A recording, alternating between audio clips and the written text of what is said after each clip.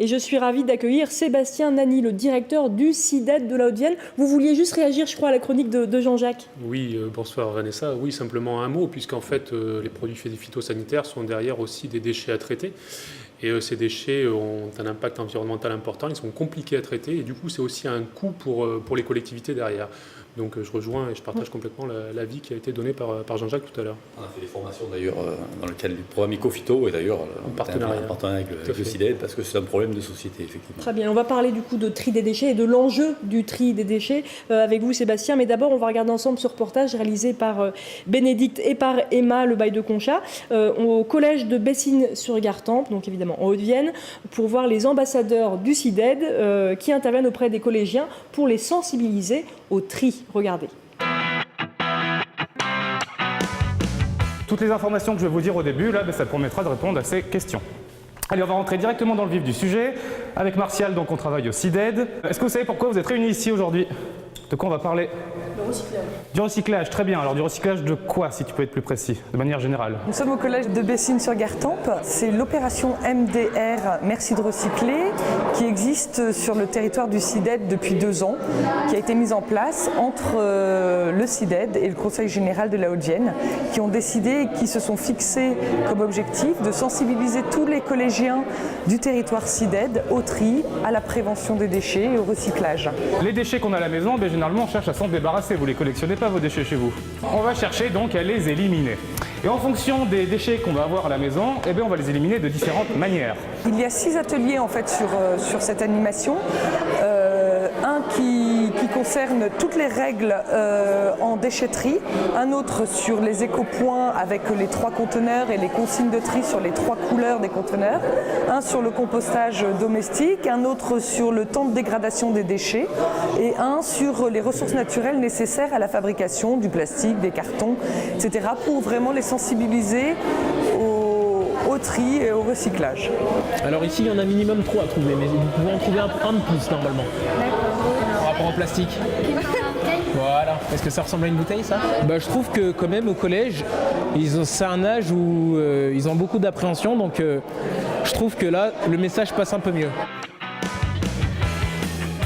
Surtout, ce sont d'excellents ambassadeurs. Quand ils rentrent à la maison, rapidement, ils peuvent faire appliquer les nouvelles règles et les consignes et les expliquer clairement à leurs parents. Et bien sûr, ce sont aussi les futurs adultes de demain.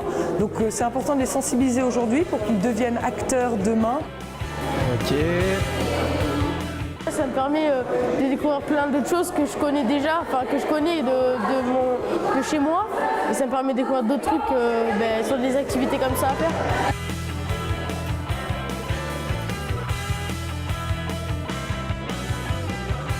C'est bien intéressant, c'est amusant en plus, on apprend des choses en même temps qu'on s'amuse et je trouve ça bien. Il faut quand même dire que c'est très encourageant. Le territoire du CIDED trie de plus en plus, de mieux en mieux. Il y a encore des erreurs de tri et c'est juste à ce niveau-là qu'il faut s'améliorer et on est content de voir les efforts que font les gens aujourd'hui. Le tri, voilà, c'est quelques petites consignes à connaître, tout simplement. Et pour ça, vous avez des petits guides qui sont disponibles directement au CIDED. Alors le bac bleu est destiné à recevoir le papier. On peut donc y mettre les journaux, les magazines, les prospectus, les revues, la publicité, cahiers, annuaires, tout le papier. Tout le papier se recycle, à part quelques exceptions, type papier aluminium, papier cadeau, papier sulfurisé. Pour le bac jaune, c'est très simple, il y a 3 matériaux possibles à mettre dedans. Le plastique, toutes les bouteilles. Les emballages métalliques, donc type boîte de conserve et aluminium, donc ça ne sert à rien de les laver, ce type de produit. Et ensuite, vous avez les emballages cartonnés. Et pour le verre, très simple, c'est toutes les bouteilles, les bocaux et les pots. Il ne s'agit que du verre alimentaire. Pas de vitres, pas de miroir, pas d'ampoule, etc. Pas de vaisselle. Alors Sébastien, juste un détail, on voit il faut bien enlever les couvercles des bouteilles en verre avant de les mettre dans la poubelle spéciale verre. Oui, parce qu'en fait, après, la qualité du verre, une fois qu'il est recyclé, fondu, dans les usines, il est de moindre qualité lorsque les bouchons n'ont pas été enlevés, ce qu'on appelle des indésirables qui restent dans le verre et qui fragilisent le verre au final. Donc après, vous pouvez avoir des problèmes d'implosion du verre lorsqu'il est chargé sous pression, puisque quand les bouteilles sont remplies, le liquide arrive sous pression et la bouteille peut exploser à ce moment-là. D'où l'intérêt d'avoir un verre de qualité dès le tri. Donc voilà. il faut enlever ce capuchon et à côté des conteneurs, à côté des éco-points sur les différents sites, il y a des poubelles où vous pouvez déposer ce type de matériaux. Il faut vider aussi les bouteilles? Alors les bouteilles doivent être vides lorsqu'elles sont mises dans le conteneur, effectivement, oui.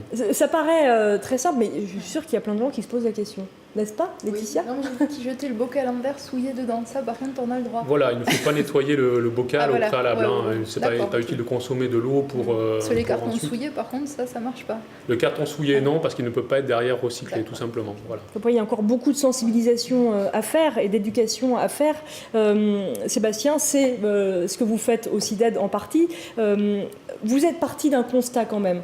Tous ceux qui travaillent dans le domaine du tri des déchets partent d'un constat. Il y a beaucoup de déchets. Alors, quelle est l'évolution de ce constat-là? Le constat, depuis 20 ans, c'est un doublement de nos déchets, donc constat important. C'est vrai que quand on regarde nos grands-parents, ils avaient d'autres modes de consommation déjà au préalable, et ensuite d'utilisation de leurs déchets, avec du compostage. Je m'éloigne un petit peu du tri, mais avec notamment le compostage qui permettait de détourner une bonne partie de nos déchets. Sur les déchets putrescibles en l'occurrence. Donc ce doublement de tonnage a fait prendre conscience aux décideurs qu'il fallait faire évoluer nos pratiques. Donc depuis une quinzaine d'années, certains objectifs ont été fixés en termes de tri. Donc nous sommes arrivés aujourd'hui à un niveau de performance où sur le territoire national nous trions environ 67% des déchets recyclables qui sont mis sur le marché. Et la loi Grenelle est venue rajouter d'autres objectifs, avec un objectif d'atteinte de 75% d'ici 2020. Voilà, donc on a encore cette performance à atteindre, sachant qu'au cours des 3 dernières années, on a simplement gagné 3 points, ce qui est relativement peu. Voilà, on arrive à un niveau où il est difficile de gagner encore quelques points pour augmenter nos performances. On peut rappeler peut-être aussi les enjeux autour du tri, enjeux bien sûr environnementaux, mais pas seulement. Ah, bien sûr, on pense au préalable à l'enjeu environnemental, c'est comment aujourd'hui, en recyclant, on évite de venir pomper dans les ressources naturelles, notamment le pétrole. Donc effectivement, lorsqu'on recycle du plastique, on évite de ponctionner le pétrole. C'est notamment vrai pour ce type de matériaux-là. Mais au-delà de l'enjeu purement environnemental, on a également des enjeux sociaux que l'on oublie des fois. Alors c'est vrai que quand on est moins sensible à la thématique environnementale, on peut se dire aussi qu'on a une sensibilité sociale. Et derrière le tri, il y a des emplois. En France, aujourd'hui, c'est 28 000 emplois. Donc c'est un chiffre important. Et il faut savoir que 88% des déchets recyclés qui sont produits sur le territoire français sont recyclés en France. Donc trier, c'est aussi permettre le maintien de certains emplois sur notre territoire national. Voilà. Et puis enjeu économique du coup, et c'est lié bien sûr. Alors enjeu économique, puisque quand vous prenez aujourd'hui une tonne d'ordures ménagères, donc une tonne d'ordures ménagères résiduelles, ce qui n'a pas pu être soit recyclé d'un côté, soit éliminé par compostage ou autre, cette tonne-là, entre le coût de collecte et le coût de traitement derrière, c'est 170 € quasiment. Vous prenez une tonne de déchets recyclés que vous avez amené sur votre conteneur, c'est aujourd'hui 39 €. Donc vous avez un gain économique de l'ordre de 140 €.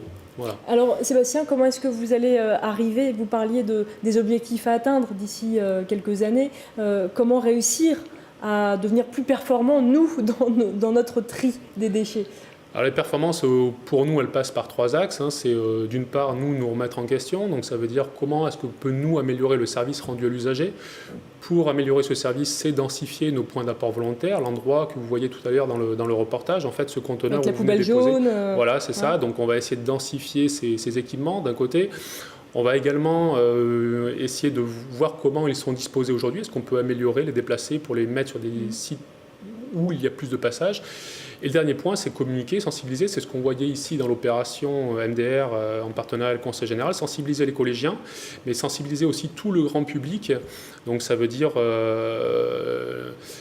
toutes les personnes qui peuvent être sensibles à cette thématique environnementale. Qui peuvent faire passer effectivement le message. Et il y a beaucoup d'associations aussi. Ça commence par les associations. Ça a commencé il y a 10 jours aussi par les élus, puisque nous avions une réunion en partenariat avec Eco-Emballage où nous avons présenté aux nouveaux élus justement les enjeux du tri et pour pouvoir ensuite relayer le message auprès de tous les administrés de notre territoire. Alors votre territoire, justement, on le rappelle, le CIDED, vous œuvrez sur le territoire de la Haute-Vienne, sauf Limoges Métropole. Sauf Limoges Métropole, exactement. Voilà, merci beaucoup Sébastien. Pour en savoir plus, bien sûr, il y a le site du CIDED qui s'affiche en bas de l'écran et puis le numéro de téléphone, on peut vous appeler ? vous avez la possibilité de nous appeler. Vous avez notre site internet qui répondra également aux questions concernant le tri. Merci beaucoup. C'était donc la rubrique Tous éco-citoyens.